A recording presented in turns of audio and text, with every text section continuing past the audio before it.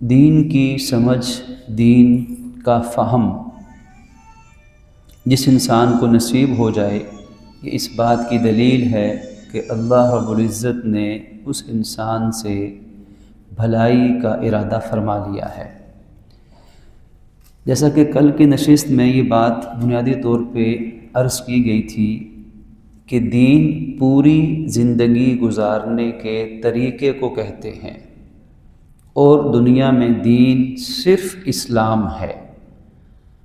باقی جتنے اور مذاہب ہیں انہیں دین نہیں کہا جا سکتا، کیونکہ وہ زندگی کا پورا طریقہ، زندگی کے ہر مرحلے پر رہنمائی نہیں کر سکتے، ان میں اتنی طاقت نہیں، ان میں اتنی وسعت نہیں۔ جبکہ اسلام، ان الدین عند اللہ الاسلام، اللہ کے نزدیک دین صرف اور صرف اسلام ہے، جو ایک انسان سے لے کر 1 کھرب انسان دنیا میں اگر آ جائیں، ان سب کی پیدائش سے لے کر ان کی وفات تک، انفرادی زندگی سے لے کر پوری اجتماعی معاشرتی زندگی تک، گھر کی 4 دیواری سے لے کر حکومت کے ایوانوں تک، زندگی کے جتنے شعبے ہیں وہ سب کے سب ہمارے دین اسلام کے دائرے میں داخل ہیں، کیونکہ دین ان سب کے بارے میں خدائی رہنمائی انسانوں تک پہنچا سکتا ہے۔ اب یہ جو دین کی سمجھ ہے، جس کو نصیب ہو جائے تو وہ دین پہ چلے گا، دین سے رشتہ مضبوط کرے گا۔ اب دین 2 چیزوں کا نام ہے جو آگے دین کے بنیادی 2 ارکان ہیں، ایک ایمان اور ایک اسلام۔ ایمان اور اسلام، اور ظاہر ہے کہ ان میں ایمان اور اسلام میں ایک گہرا تعلق ہے۔ ایمان اور اسلام کی حقیقت کیا ہے؟ قرآن و حدیث میں سب سے زیادہ اسی کا ذکر ہے۔ ایمان کا معنی، ایمان کی حقیقت، ایمان کے تقاضے، ایمان کی اہمیت، اور ساتھ ہی ساتھ اسلام کی بھی اہمیت اور معنی مفہوم۔ ایمان عربی زبان کا لفظ ہے، اور جس کے معنی عام طور پر کسی چیز کے تصدیق کرنا، کسی چیز کو جاننا، پہچاننا۔ لیکن اسلامی لحاظ سے ایمان میں 3 باتیں بنیادی طور پر شامل ہیں۔ 3 چیزوں کا نام ایمان ہے، یا 3 چیزوں کا نام سچی حقیقی گواہی ہے۔ وہ 3 چیزیں ہر مسلمان الحمدللہ بچپن سے ان کو کہیں نہ کہیں وہ پڑھ کر آتا ہے، اس کے شعور یا تحت شعور میں وہ 3 باتیں پائی جاتی ہیں۔ ان میں سے ایک بھی نہیں ہوگی تو ایمان مکمل نہیں ہوگا۔ وہ 3 باتیں کیا ہیں؟ ان میں سب سے پہلی بات ہے تصدیق بالقلب، کہ دل سے کسی بات کو سچا ماننا، صرف جاننا نہیں، صرف پتہ ہونا کافی نہیں ہے، دل سے اس چیز پر پختہ یقین رکھنا۔ کیونکہ فرق ہوتا ہے، ایک انسان کو پتہ ہوتا ہے، لیکن ایک انسان کو علم کے ساتھ ساتھ اذعان ہوتا ہے، یقین ہوتا ہے۔ تو دونوں کی زندگیوں میں پھر فرق ہوتا ہے۔ فرض کیجئے ہر طالب علم کو پتہ ہوتا ہے کہ میرا امتحان آئے گا، میرا امتحان بورڈ کا آنے والا، ہر ایک کو پتہ ہوتا ہے، لیکن ہر ایک کو اس درجے کا یقین نہیں ہوتا جو یقین چند بچوں کو ہوتا ہے، چند طلباء کو ہوتا ہے۔ جن کو یقین ہوتا ہے تو وہ ایک لمحہ بھی اپنا ضائع نہیں کرتے اور امتحان کی تیاری میں لگے رہتے ہیں۔ پتہ سب کو ہوتا ہے، لیکن یقین کسی کسی کو ہوتا ہے۔ تو ایمان تصدیق بالقلب ہے۔ سب سے پہلے علم اور پتہ ہونا کافی نہیں، یقین ہو، اس چیز کی سچائی پہ یقین ہو۔ اور دوسری چیز ہم یاد رکھیں کہ جب یقین ہوگا تو اس چیز کا زبان سے اظہار اور اقرار بھی ہوگا، اقرار باللسان، زبان سے اس چیز کا اقرار کرنا بھی لازم ہوگا۔ اور تیسری چیز ہے کہ جب دل میں بھی یقین ہے، زبان سے بھی اقرار کرتا ہے، تو پھر وہ اس کے پورے وجود اور زندگی میں وہ چیز نظر آئے گی، یعنی اس کے عمل میں بھی وہ ایمان نظر آئے گا۔ تو دل کا یقین، زبان کا اقرار اور بدن کا اعمال انجام دینا، وہ احکامات، ان پہ عمل کرنا جو اللہ اس کے رسول صلی اللہ علیہ وسلم نے عطا فرمائے، ان تین چیزوں کا نام ایمان ہے۔ اگر ان میں سے ایک بھی نہیں، فرض کیجئے کہ ایک انسان وہ دل سے بھی ایمان نہیں لاتا، زبان سے بھی اقرار نہیں کرتا اور اطاعت بھی نہیں کرتا، تو ایسے شخص کو کافر کہتے ہیں، غیر مسلم کہتے ہیں۔ اگر کوئی شخص اللہ تعالیٰ پر ایمان لاتا ہے لیکن اللہ تعالیٰ کے ساتھ ساتھ معاذ اللہ اوروں کو بھی بیچ میں شریک کر رہا ہے، تو اس نے ایمان تو قبول کیا لیکن صحیح قبول نہیں کیا، جن کاموں سے روکا تھا ان سے نہیں روکا، شرک سے روکا نہیں روکا، تو توحید کو اپنے طور پہ مانتا ہے اپنے ذہن سے، لیکن شرک کرتا ہے، تو اس کو بھی مومن نہیں کہیں گے، اس کو مشرک کہیں گے۔ اسی طرح اگر ایک شخص زبان سے تو کلمہ پڑھتا ہے، اقرار کرتا ہے، لیکن دل سے تصدیق نہیں کرتا، اس کے دل میں سچائی، وہ ایمان اور عقائد اسلامیہ کو سچ نہیں مانتا، لیکن زبان سے اقرار کرتا ہے، تو اس شخص کو بھی مومن یا مسلم نہیں کہیں گے، اس کو منافق کہیں گے، کیونکہ منافق اور مومن یہ دونوں ایک دوسرے کے متضاد ہیں، ایک دوسرے کے بالکل الٹ معنی رکھتے ہیں۔ مومن اور منافق الگ الگ معنی رکھتے ہیں۔ اسی طرح موحد توحید کو ماننے والے کے مقابلے میں مشرک آتا ہے اور مسلم کے مقابلے میں کافر آتا ہے۔ اب ایک شخص خدا نخواستہ وہ دل سے اسلام کو نہیں مانتا، زبان سے ظاہر کرتا ہے، کلمہ پڑھتا ہے، کچھ مسلمانوں والے کام اس میں ظاہری طور پر ہیں، دل سے قبول نہیں کیا تو وہ منافق ہے، مسلم نہیں۔ اگر ایک انسان دل سے تو اسلام کو قبول کرتا ہے لیکن اس کا عمل وہ درست نہیں ہے، جھوٹ بولتا ہے، وعدہ خلافی کرتا ہے، امانت میں خیانت کرتا ہے، گالم گلوچ کرتا ہے، تو یہ بھی صحیح مسلمان نہیں، کیونکہ دل سے تو ایمان ہے لیکن ظاہری اعمال ٹھیک نہیں، تو اس کو شریعت عملی منافق کہتی ہے کہ عمل کے لحاظ سے منافق ہے۔ ابھی جتنی باتیں آپ کے سامنے عرض کی گئی، ان تمام کے حوالہ جات قرآن و حدیث سے آپ کے سامنے ایک ایک کر کے انشاءاللہ پیش کیے جاتے ہیں۔ دعا ہے کہ اللہ عز و جل اپنی رحمت سے ہمیں ایمان کامل کے ساتھ زندگی دے اور ایمان اور اسلام کی حالت میں دنیا سے جانے کی بھی توفیق دے۔ اب جو ہمارا ایمان ہے، کن باتوں پر ایمان؟ ایک، ہم بچپن سے الحمدللہ ہم مسلمان عام طور پہ پڑھتے آتے ہیں، یاد کرتے آتے ہیں، ایمان مجمل، ایمان مفصل، اسی سے ہم بات شروع کر لیتے ہیں کہ ایمان مجمل جو کہ مختصر ایمان کا اظہار ہے، اور ایمان مفصل جو کہ تفصیل سے ایمان کا اقرار ہے۔ ہم اس کو مل کر پڑھ بھی سکتے ہیں کہ بسم اللہ الرحمن الرحیم، آمنت باللہ کما ہوا باسمائہ وصفاتہ وقبلت جمیع احکامہ اقرار باللسان وتصدیق بالقلب۔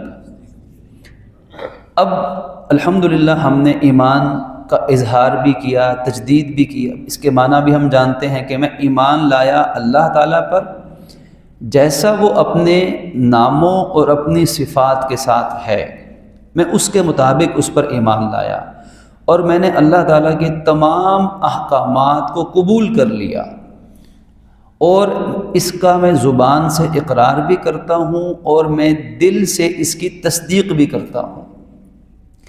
اب اللہ تعالیٰ پر ایمان ہم لائے، ایمان کی تجدید کی، اس کے صفات اور اس کے اسماء کے ساتھ، اور اس کے تمام حکموں کو ہم نے زبان اور دل سے مان لیا۔ جب ہم یہ کہتے ہیں تو سب سے پہلے پھر ہم پر لازم ہوتا ہے کہ بحیثیت مومن مسلمان ہونے کے ہم 6 باتوں پر ایمان لے آئیں، 6 باتوں کو تسلیم کر لیں، اور وہ 6 باتیں ایمان مفصل کے اندر بیان ہوتی ہیں۔ ایمان مفصل کیا ہے؟ آمنت باللہ و ملائکتہ و کتبہ و رسلہ والیوم الآخر والقدر خیرہ و شرہ من اللہ تعالی والبعث بعد الموت۔ یہ ایمان مفصل ہے کہ اس میں تفصیلی ان 6 چیزوں کا ذکر آ گیا کہ میں ایمان لایا اللہ پر، میں ایمان لایا فرشتوں پر، میں ایمان لایا کتابوں پر، میں ایمان لایا اس کے رسولوں پر، میں ایمان لایا آخرت کے دن پر، میں ہر اچھی بری تقدیر اللہ کی طرف سے ہونے پر ایمان لایا، اور مرنے کے بعد دوبارہ زندہ ہونے پر ایمان لے کر آیا۔ اب دیکھیے یہ جو ایمان ہے، یہ اگر ایمان حقیقتاً دل میں اتر جائے تو پھر کبھی دل سے نکل نہیں سکتا۔ اگر یہ ایمان دل میں ایک دفعہ داخل ہو جائے تو پھر دل سے نہیں نکل سکتا۔ پھر چاہے انسان، زندہ انسان کی چمڑی ادھیڑ دی جائے، چاہے جلتے کولوں پر اس کو لٹا دیا جائے، چاہے اس کے ٹکڑے ٹکڑے کر دیے جائیں، چاہے اس کی زبان کھینچ کے نکال دی جائے، سر میں کیلیں گاڑ دی جائیں، کچھ کر لیا جائے، پھر زندہ بھی جل جانا انسان قبول کرتا ہے، لیکن ایمان کو نہیں چھوڑتا ایک مرتبہ یہ سچائی اور حقیقت دل میں داخل ہو جائے۔ سورۃ البقرہ آیت نمبر 177 کے اندر اللہ رب العزت نے انہی باتوں کا ذکر کیا کہ وَلَٰكِنَّ الْبِرَّ مَنْ آمَنَ بِاللَّهِ وَالْيَوْمِ الْآخِرِ وَالْمَلَائِكَةِ وَكُتُبِهِ وَالنَّبِيِّينَ، کہ اصل نیکی تو یہ جو ایمان لائے اللہ پر، آخرت کے دن پر، فرشتوں پر، تمام الہامی کتابوں پر اور تمام پیغمبروں پر۔ اب یہ جو ایمان ہے، یہ اس ایمان کی حقیقت یقین ہے کہ یقین کا ہو جانا۔ اور دنیا کے معاملات میں ہم بہت ساری مثالوں میں غور کرتے ہیں کہ ایک چیز کا بعض مرتبہ صرف علم ہوتا ہے اور بعض مرتبہ اس چیز کا یقین بھی ہو جاتا ہے، کیونکہ علم کی 3 قسمیں بیان کی گئی سورۃ التکاثر کے اندر۔ ایک ہے علم الیقین، ایک ہے عین الیقین، ایک ہے حق الیقین۔ علم الیقین، اس کی مثال جیسے کسی شخص نے یہ سنا کہ آج لاہور کے اندر اتنی شدید سردی تھی کہ ٹمپریچر مائنس تک پہنچا ہوا ہے اور ہر طرف دھند ہے۔ یہ اس نے کہیں سبی میں بیٹھ کے، کہیں سندھ بلوچستان کے دور دراز علاقے میں بیٹھ کے یہ سنا، تو یہ اس کا علم الیقین تھا کہ اس کو اس کا علم حاصل ہوا۔ اب وہ شخص، اس نے لاہور سے وہ گزرا، گاڑی میں بیٹھا تھا تو دیکھا کہ واقعی ہر طرف دھند ہی دھند ہے اور لوگ بالکل لپٹے ہوئے ہیں۔ تو یہ اس نے آنکھوں سے اس سردی کو دیکھ لیا، آنکھوں سے اس کا مشاہدہ کر لیا، یہ اس کا عین الیقین ہو گیا۔ اب وہ اس گرم گاڑی سے جب باہر نکلا تو اس کے دانت بجنے لگ گئے، ایسی شدید سردی اس کی ہڈیوں میں گھسی کہ کانوں کو ہاتھ لگانے لگ گئے کہ یہ تو واقعی جو میں نے سنا تھا، جو میں نے گرم گاڑی میں بند شیشوں میں بیٹھ کے دیکھا تھا، اب تو واقعی وہ بالکل ٹھیک ہے، شدید ترین سردی ہے۔ یہ اس کا حق الیقین ہے کہ اس نے اس کا تجربہ بھی کر لیا۔ اب یہ جو ایمان ہے یہ کیا ہے؟ ایمان اصل میں حق الیقین ہے کہ ایک انسان سنتا ہے، اس نے سنا ہے کہ اللہ ایک ہے، تمام اللہ کے رسول سچے تھے، اللہ نے کتابیں اتاری، قرآن اس نے اتارا، جنت بھی ہے، دوزخ بھی ہے، فرشتے بھی ہیں اور تقدیر بھی اللہ کی طرف سے ہے۔ یہ ہم نے سنا، قرآن میں آیا، حدیث میں آیا، ماں باپ نے بتایا، علماء نے سکھایا، یہ ہمیں علم اس کا ہو گیا، یہ علم الیقین ہے۔ اب یہ علم الیقین اگر اس کی آبیاری ہو، اس علم الیقین کو نیک اعمال کا پانی دیا جائے تو یہ علم الیقین، یہ عین الیقین میں تبدیل ہونا شروع ہو جائے گا، حتیٰ کہ آخر کار انسان دنیا میں بھی حق الیقین تک پہنچ جاتا ہے کہ گویا کہ ایسے جیسے اس نے رب کو دیکھ لیا، ایسا یقین، ایسا پختہ یقین۔ حضرت عمر فاروق رضی اللہ عنہ، یا رسول اللہ، کیا میں قبر میں جب اتروں گا تو میری یہ عقل، یہ سوچ میری اسی طرح ہوگی؟ آپ نے فرمایا ہاں۔ تو فرمایا کہ پھر تم انشاءاللہ، میں اللہ کی توفیق سے مجھے کوئی فکر نہیں، میں سوالوں کے صحیح جواب دے دوں گا۔ یعنی ایسا یقین کہ قبر میں جا کر قبر سے پہلے والا یقین۔ اور صحابہ کہتے ہیں کہ یا رسول اللہ، جب ہم حضور کی مجلس میں ہوتے ہیں تو ہم گویا کہ جنت کو اور دوزخ کو اپنی آنکھوں کے سامنے دیکھ رہے ہوتے ہیں۔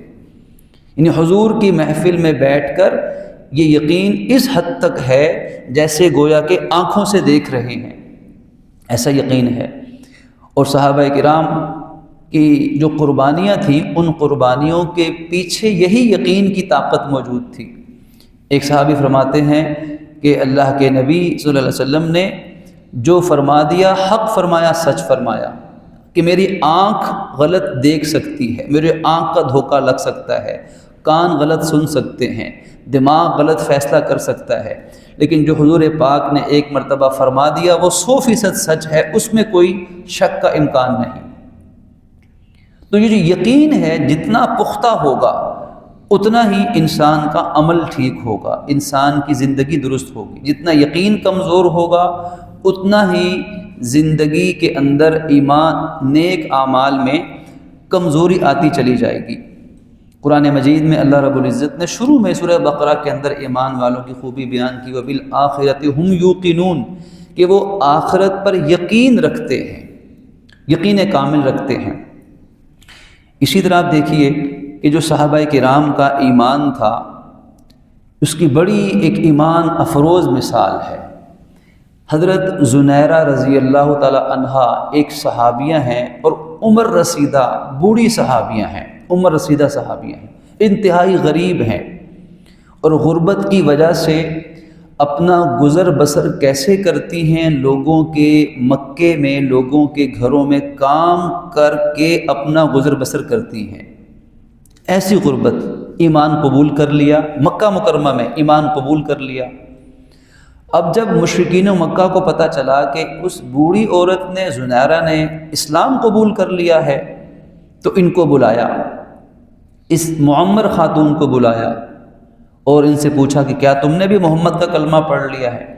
تو انہوں نے کہا ہاں میں نے بھی ان کا کلمہ پڑھ لیا ہے، اشہد ان لا الہ الا اللہ وحدہ لا شریک لہ واشہد ان محمد عبدہ ورسولہ، میں ان کا کلمہ پڑھتی ہوں۔ تو ان بدبختوں نے کہا کہ اچھا دیکھو، ہم تمہیں ایک دفعہ کہتے ہیں کہ ان کا کلمہ چھوڑ دو اور ہمارے آباء و اجداد کے دین پر آ جاؤ۔ اب یقین تھا، اللہ کی ذات پہ ایمان دل میں داخل ہو گیا تھا، تو فرمایا کہ نہیں، کچھ بھی ہو جائے اب ایمان نہیں چھوڑوں گی۔ ان بدبختوں نے لوہے کی سلاخ گرم کر کے ان کی آنکھوں میں لگا دی، اور اسی لمحے ان کی دونوں آنکھیں پگھل کے ضائع ہو گئی۔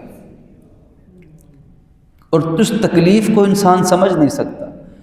جب ان بدبختوں نے اس بوڑھی خاتون صحابیہ پہ یہ ظلم کیا تو کہکے لگا لگا کے ہنسنے لگے، اور ساتھ ساتھ کہتے ہیں کہ دیکھو الا، آپ کہنے لگے دیکھو ہمارے بتوں نے تمہاری آنکھیں اندھی کر دی ہیں، ساتھ یہ بھی طنز بھی کر رہے ہیں، اور وہ لہو لہان اور زخمی ہیں۔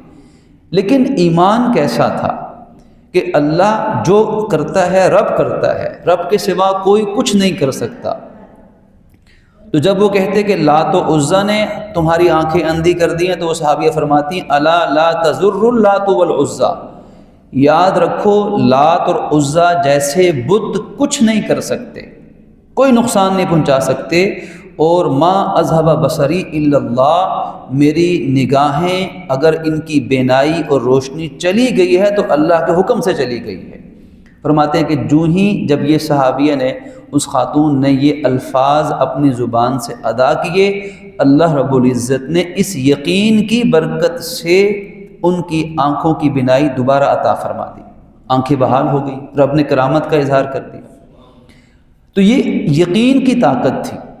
صحابہ کرام کو ایک جنگ کے موقع پہ فتح نہیں ہو رہی تھی، غور و فکر کرنے بیٹھے تو پتہ چلا کہ ہم سے مسواک کی سنت چھوٹ رہی ہے، تو سب نے مل کر مسواک کرنا شروع کر دی۔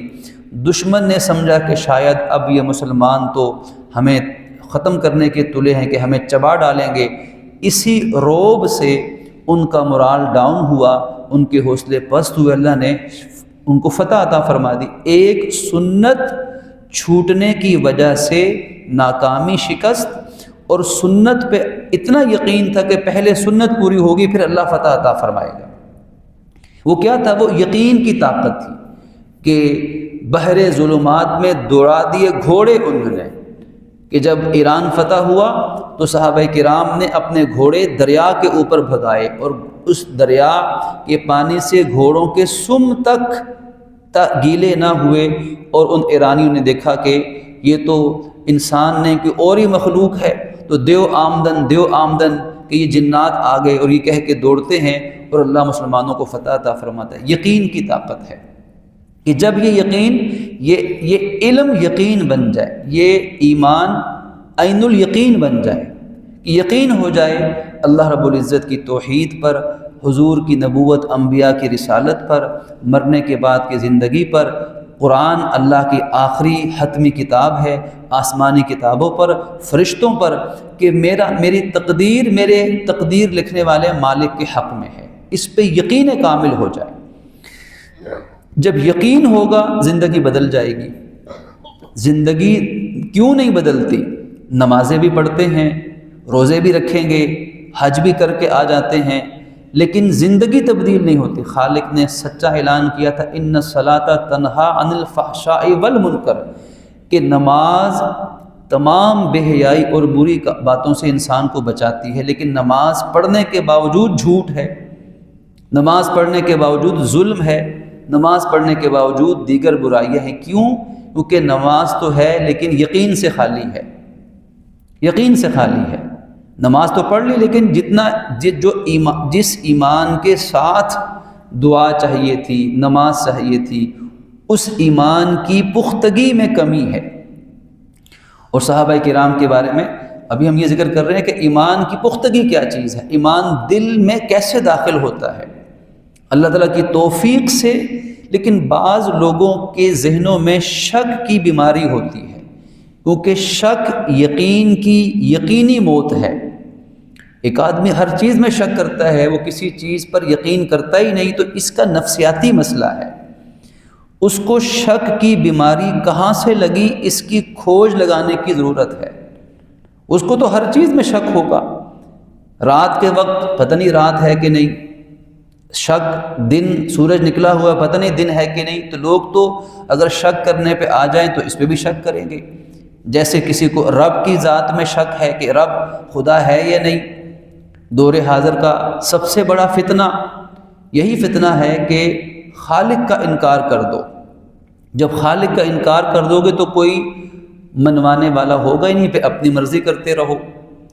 تو خالق کے حکم سے یعنی دین سے باہر نکلنے کے لیے لوگوں نے شارٹ کٹ ڈھونڈا ہے کہ اللہ تعالیٰ کے وجود کا انکار کر دو، معاذ اللہ۔ پیچھے بنیاد شک ہے۔ تو یقین دل میں جب آئے گا تو پھر کیا ہوگا؟ صحابہ کرام رضی اللہ عنہم اجمعین، اہل بیت علیہم الرضوان، جن کے بارے میں اللہ تعالیٰ فرماتے ہیں کہ جب دشمن ان سے کہتا ہے نا کہ تمہارے لیے دشمن نے بڑی فوج تیار کی، منافقین مسلمانوں کو اندر بیٹھ کے ڈراتے تھے کہ تم مقابلہ مت کرو، تم ہار جاؤ گے۔ عبداللہ ابن ابی اور اس کے ساتھی کہتے تھے یہ بڑی طاقت ہے ان کے پاس، وہ تم ان کا مقابلہ نہیں کر سکتے، ایسی فوج ایسا لشکر لے کر آ رہے ہیں۔ تو قرآن میں اللہ پاک فرماتے ہیں کہ جب ایمان والے یہ سنتے کہ دشمن نے بہت بڑی فوج تیار کر لی ہے تو پھر کیا ہوتا؟ اب ایمان کی اندر کی پاور، اللہ فرماتے ہیں کہ زادتہم ایمانا، ان کا ایمان اور مضبوط ہو جاتا۔ کیوں مضبوط ہوتا؟ کیونکہ ان کو یقین تھا کہ ہم اللہ اور رسول کے حکم پر میدان میں نکلتے ہیں، جہاد میں، ذاتی غرض لے نہیں نکلتے، ذاتی لالچ نہیں ہے، تو جب ان کے حکم پر طریقے پہ نکلیں گے تو ان کی مدد ضرور آئے گی، یہ ان کو علم تھا۔ تو جب دشمن کی طاقت میں اضافہ ہوا تو ان کا یقین اور بڑھ گیا کہ اگر دشمن زیادہ طاقت سے آئے گا تو اللہ تعالیٰ کی طاقت اور بڑھ کر ہمارے ساتھ شریک ہو جائے گی، تو ان کا ایمان اور بڑھ جاتا ہے۔ اسی لیے اللہ رب العزت نے قرآن مجید میں جا بجا ہمیں یہ حکم دیا کہ تم ایسے ایمان لے کر آؤ جیسے صحابہ کرام ایمان لے کر آئے تھے، یعنی ایمان کا جو پیمانہ ہے وہ صحابہ کرام ہے، اور اس کے مقابلے میں منافقین تھے۔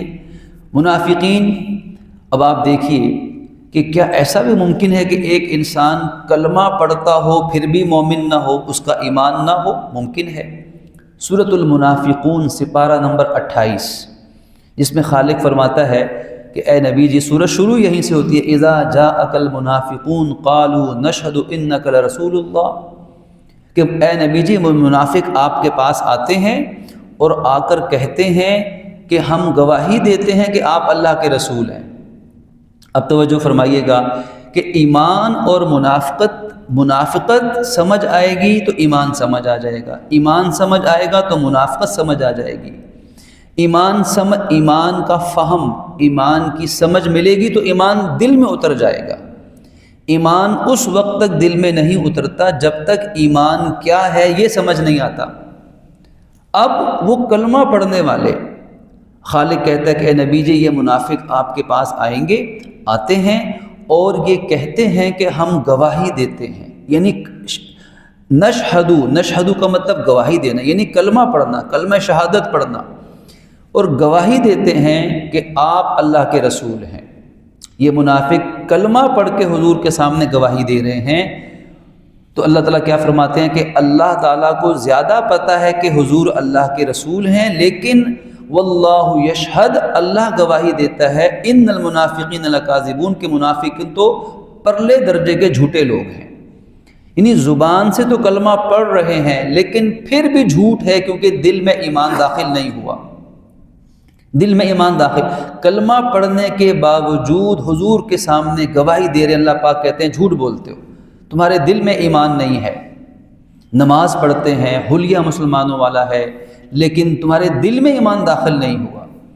سورہ حجرات آیت نمبر 14 بھی اس ضمن میں قابل غور ہے، جس میں ذکر ہے کہ کچھ دیہاتی قسم کے لوگ اسلام قبول کرتے ہیں، ایمان قبول کرنے کے بعد وہ اس ایمان قبول کرنے کو احسان کے طور پہ جتلاتے ہیں اور کہتے ہیں کہ دیکھو ہم نے ایمان قبول کر لیا، ہم تو بڑے طاقتور لوگ تھے، ہم نے تو لڑائی نہیں کی، بغیر لڑائی کے ہم نے ایمان قبول کیا، تو اس لیے ہمیں زیادہ مال و دولت عطا کرو۔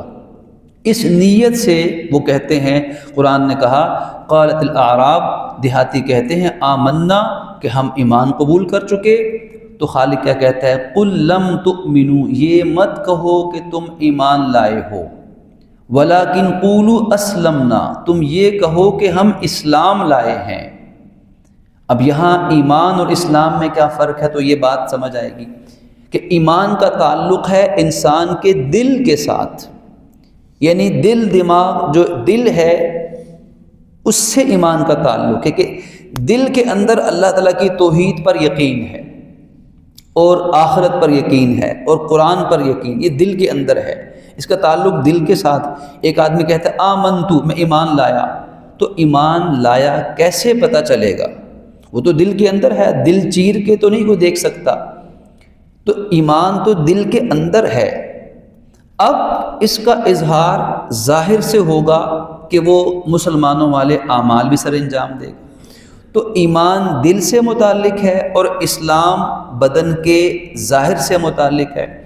جب دل میں ایمان ہوگا، سچا ایمان دل میں ہوگا، تو ظاہر میں اسلام بھی ضرور ہوگا، کیونکہ اگر اللہ تعالیٰ سے محبت ہے تو کبھی نماز نہیں چھوڑ سکتا، اگر حضور سے واقعی سچی محبت ہے تو کبھی حضور کی سنت قربان نہیں ہونے دے گا، اگر آخرت پر واقعی پختہ یقین ہے تو کبھی دنیا کی لالچ میں گناہ کا ارتکاب نہیں کر سکتا۔ تو جب دل میں ایمان ہوگا تو ظاہر میں اسلام ضرور ہوگا۔ تو جو مومن ہوگا وہ مسلم بھی ضرور ہوگا، لیکن ہر مسلمان کا مومن ہونا ضروری نہیں ہے۔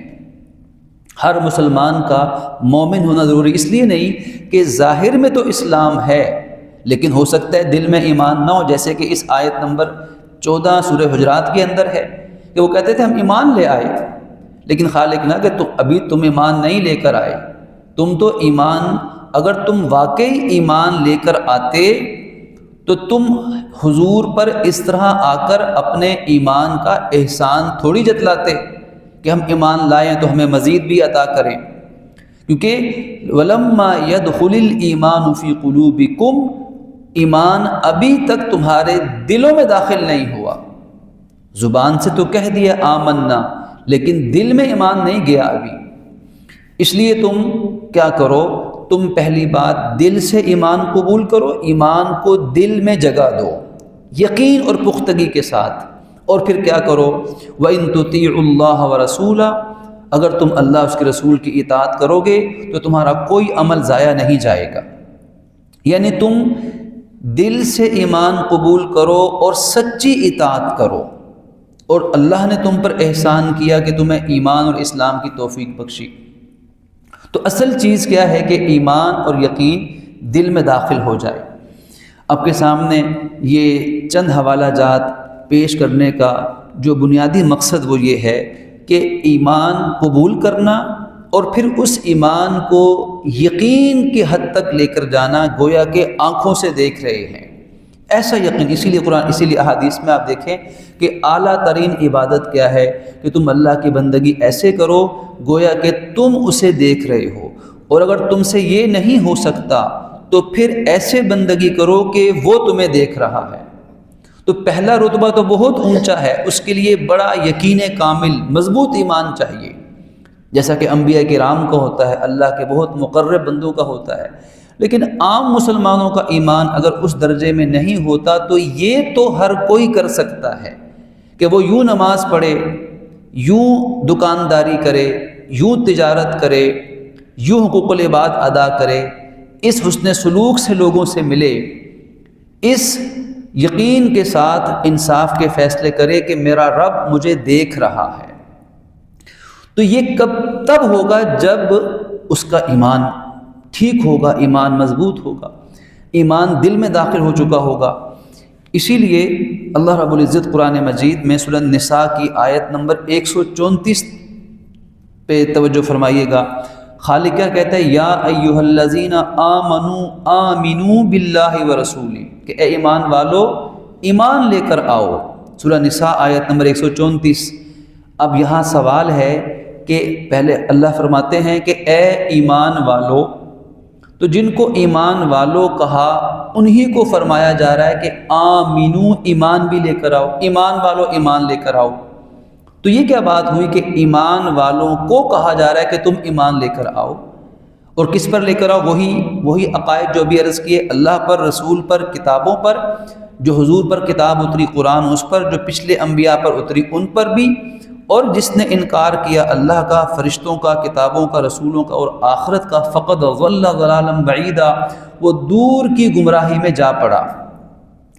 اب ایمان والو ایمان لے کر آؤ، اس کا یہی معنی جو ابھی عرض کیا، دو معنی کہ تم ایمان لے آئے ہو، ایمان پر ثابت قدم رہو۔ کب تک؟ موت تک، کہ موت تک ایمان کو نہیں چھوڑنا، موت تک ایمان کی فکر کرنی ہے، ایمان کی حفاظت تم نے کرنی ہے، ایمان کی حفاظت والے اعمال تم نے کرنے ہیں۔ یہ ایمان والو ایمان لے کر آؤ۔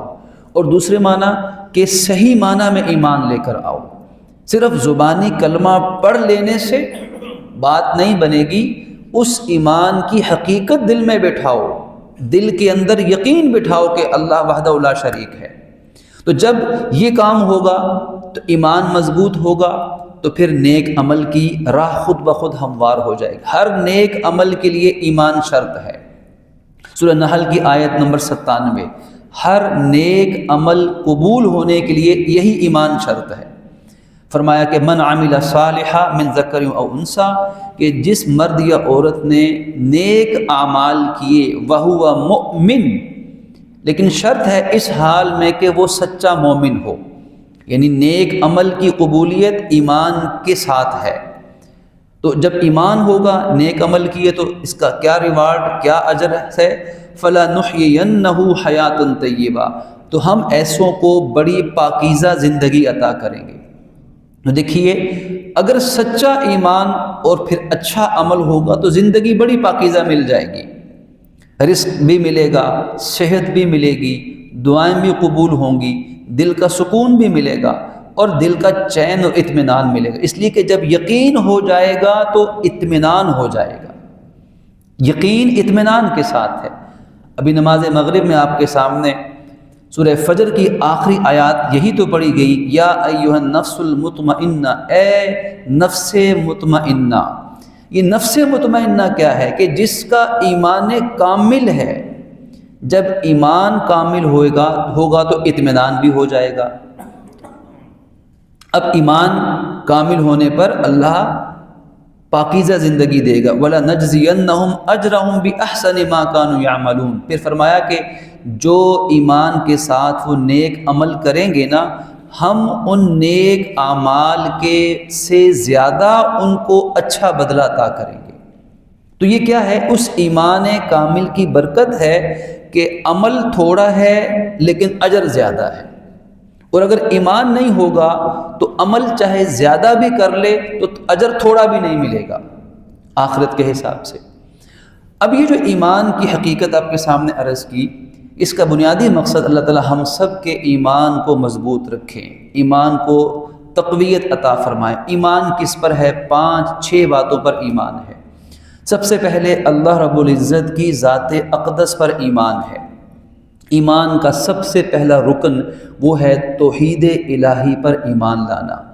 اب یہ توحید کیا ہے؟ ہم نے ایمان مجمل مفصل اور ان آیات کی روشنی میں توحید کی حقیقت کیا ہے؟ دیکھیے، ایک شخص اللہ تعالیٰ کو تو مانتا ہے لیکن ساتھ یہ بھی کہتا ہے کہ اللہ کے ساتھ اور بھی چیزیں ہیں جو یہ کام کرتی ہیں، جو اللہ تعالیٰ کرنے والا ہے، اس کو شرک کہتے ہیں۔ یہاں ایک بات،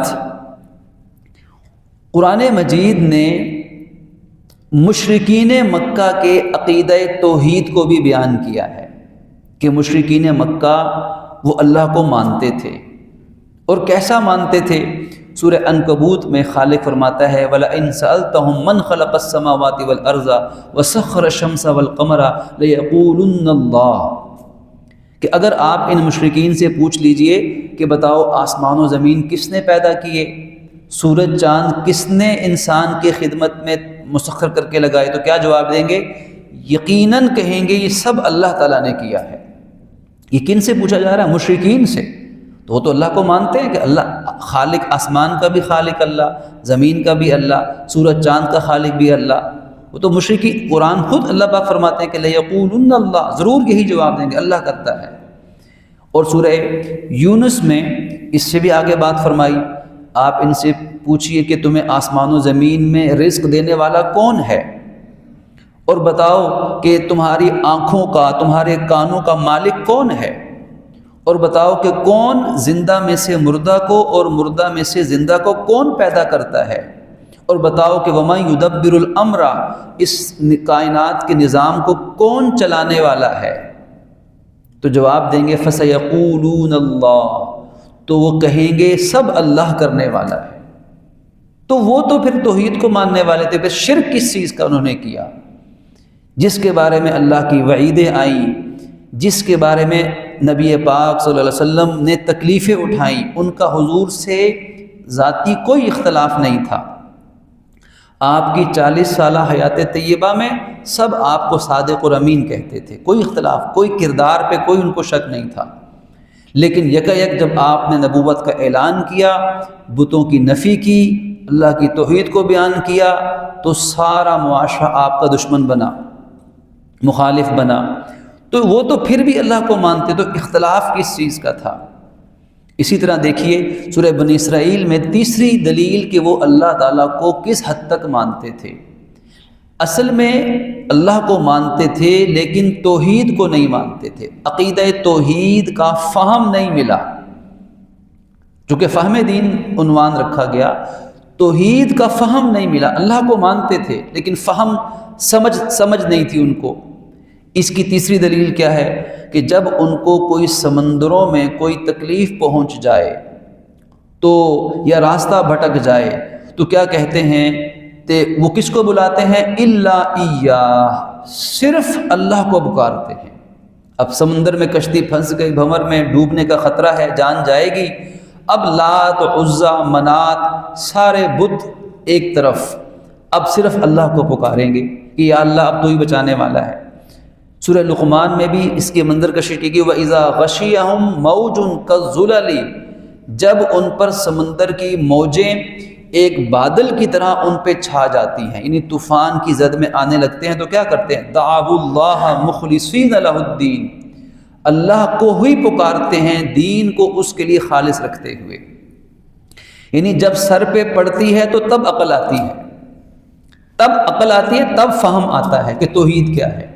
جب تک سر پہ نہیں پڑتی تو وہ توحید کی سمجھ نہیں آتی۔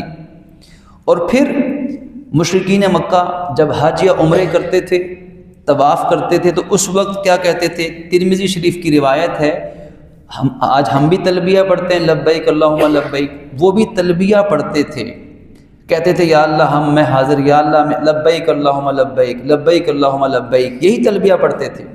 لیکن ساتھ کیا کہتے تھے کہ لا شریک لک، یا اللہ تیرا کوئی شریک نہیں ہے، مگر ان شریکن ہوا لکا تملکہ وما ملک، کہتے تھے یا اللہ تیرا کوئی شریک نہیں ہے سوائے ان شریکوں کو، ان شریکوں کے جن کو تو نے اپنے ساتھ جوڑا ہے، اور جن چیزوں کے وہ سب مالک ہیں تو بھی ان کا مالک ہے۔ تو دیکھیے اللہ تعالیٰ کو وہ مانتے تھے، ہر مشکل میں جہاں پھنس جائیں وہاں صرف رب کو پکارتے تھے، لیکن حقیقت یہ تھی کہ وہ اللہ تعالیٰ کے ساتھ اوروں کو بھی شریک کرتے تھے۔ مسئلہ یہ تھا۔ اور توحید کی حقیقت یہ ہے، توحید کی حقیقت یہ ہے کہ اللہ تعالیٰ کا نہ کوئی ذات میں شریک ہے، نہ صفات میں شریک ہے، نہ کمالات میں شریک ہے، نہ اختیارات میں شریک ہے، نہ اس کی کوئی اولاد ہے، نہ وہ کسی کی اولاد ہے۔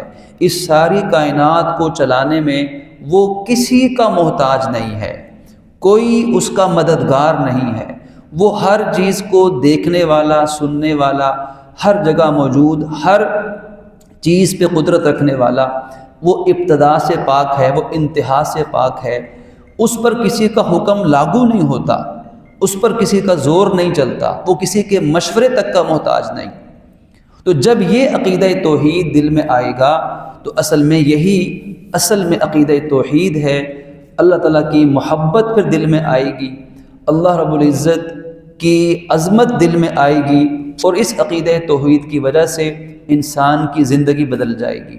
تو یہ عقیدہ توحید کی حقیقت ہے کہ صرف اور صرف اللہ عز و جل کو ہی مختار کل ماننا اور کائنات کا خالق اور مالک ماننا، یہ عقیدہ توحید کا فہم یا سمجھ ہے۔ اسی طرح عقیدہ رسالت، آخرت، کتابیں اور فرشتوں پر ایمان، اور عقیدہ ختم نبوت پر ایمان، اس کی تفصیلات انشاءاللہ کل کی نشست میں اللہ رب العزت اپنی رحمت سے ہمیں ایمان کامل عطا فرمائیں، اور ایمان کو سمجھنے، ایمان کی حقیقت کے تقاضوں کو سمجھنے کی بھی توفیق عطا فرمائیں۔